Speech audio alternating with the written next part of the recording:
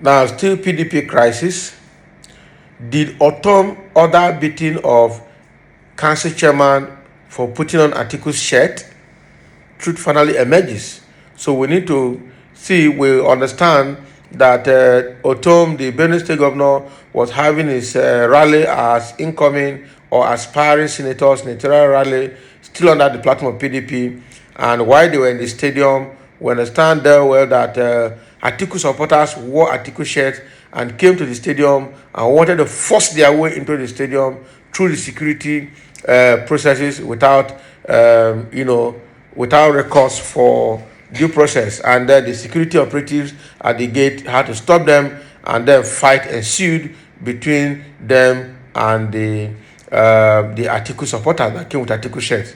And it was at that point that some other Orthom supporters at the stadium had to chase them, fight the chairman, and then the PDP chairman there in that area, and then they got him beaten seriously, and then they now repelled them.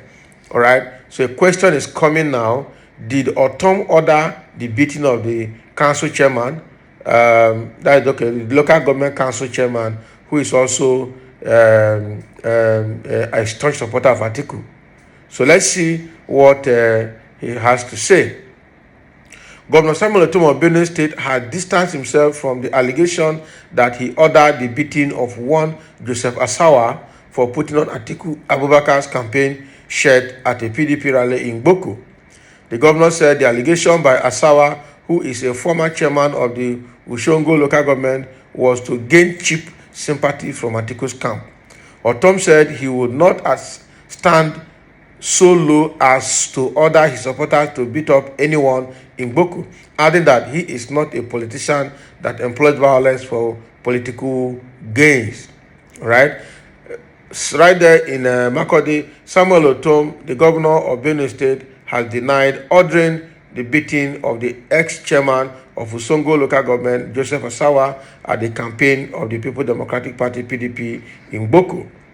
So Asawa had earlier claimed that the governor sponsored some hoodlums to beat him up for putting Atiku's shirt, PDP presidential candidate's shirt, at the flag off of the Benue Northwest senatorial campaign, Independent reported. So while distancing himself from the allegation, Orthom said the claim was misleading and that the former council chairman of the Shongo local government was only trying to use his name to earn cheap sympathy in the camp of Atiku Abubakar. Right? So the governor spoke through a statement signed by his press secretary. He said the claim by Asawa at a press conference that Atiku supporters were targeted for assault and that he, Orthom, sponsored youth to beat him were false. Orthom added that he would not be that so low to direct his supporters to assault anyone in the Boko rally, and violence has never been part of his political campaign or political style. This is false. That is what Orthom is saying now. Misleading and a calculated attempt by the former council chairman to use the name of the governor and win cheap sympathy from the Atiku Abubakar camp. Wow. So that is a good one, that the governor has come out now to distance himself from that attack, and also to say he's not a violent person, he's not known for violence, and he's not one of those politicians that use violence to, as their political style, that he won't step so low to do that. All right. So what he's saying here is that Joseph Asawa, the former local government chairman of Usongo, actually was saying that to gain cheap popularity and to gain sympathy from Atiku Abubakar and his camp. And that is actually not good at all. That what he's saying, what Asawa is saying, is not true, is false, and should not be regarded. So finally, what Orthom is saying is that he had distanced himself from that, because that is not his logo, that is not his political style. He's not known for violence, and that that cheap popularity, cheap sympathy that Asawa is trying to gain by spreading false news or creating false news and false impression about Orthom should stop and should stop, right? So that's good. Orthom, that's a very nice one. But again, the IGP has come out to warn all the governors to manage their talks. The Buhari himself has also come out ordering National Security Advisor and other security agencies to track down all political talks across all the states, all right, to make sure that there's a free and fair platform and atmosphere for all political parties to do their campaign and rallies safely, securely, and test their popularity and work towards winning as much as they can. All right, so that's a very good one. We'll come to that later. So every state governor should be careful on the use of thugs, because we know that our politics in Nigeria has always been politics of thuggery, especially in places like Lagos State, Ebonyi State, Imo State. So we've seen activities of thugs in those states seriously, even in Rivers State, right? And even in Kaduna State, in fact, almost all the APC states anyway, we've seen more of thuggery than PDP and other party states. So we really need to make sure that we continue to monitor that and let all the governors monitor their thugs. Otherwise, the federal government, the IGP, and the security agencies are ready to control those thugs for the governors. Because I don't know how we can continue to play the politics of thuggery in this country and expect the best to happen. All right. So another person, will have some comments here to share. One person is saying, sorry for Orthom, only time will tell. Ordinary Orthom. Okay. So somebody is coming here to accuse Orthom, not believing what Orthom has said.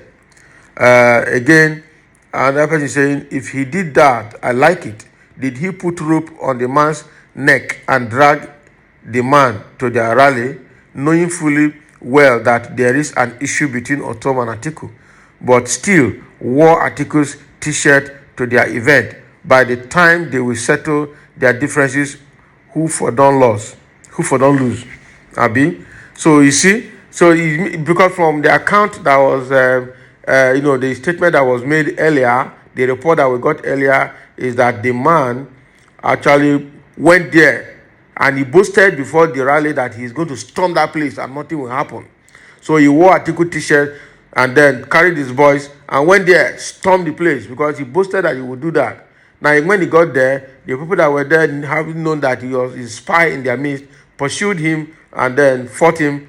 And now he's coming out to say Orthom put other thugs to beat him.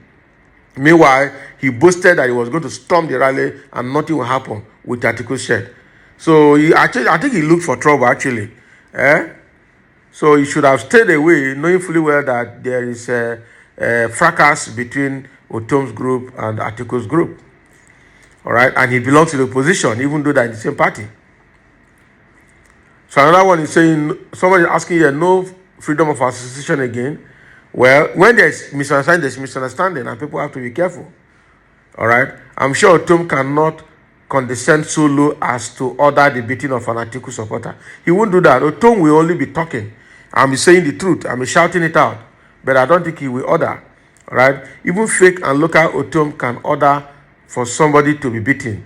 They want to eat their cake and have it, biting the finger that feeds them. They will all suffer. Time will tell. Can you imagine? So does it mean that Atiku had to put Orthom there as a governor? We don't know that. We can, if we have information, let's have it and let's share it. Some of your response is not good in the same state and the same party, even if he put on Atiku's clothes. What does that mean? Are they not the one that voted him, Orthom, into government? And moreover, he is one of their leaders in that state. Where the question is, there is misunderstanding. When there's quarrel, there's quarrel. Then they fight, they say sorry. So when there's quarrel, people are supposed to be cautious of themselves, knowing fully well that until issues are resolved, even members of the same family, the same siblings of the same parents can fight dirty in the house. Not talk of political party. So it's not enough. If there's misunderstanding, let them resolve it before they move on. Otherwise, they will continue to fight each other and there will continue to be disagreement and conflict among them. All right? So even though they're the same party, they can still quarrel and fight. That is normal. It's natural until they resolve it. Okay, thank you for listening. I know there are a few comments I have to share. There are more, but there's no time. And let's have your comment as well. And let's share your own take. Thank you.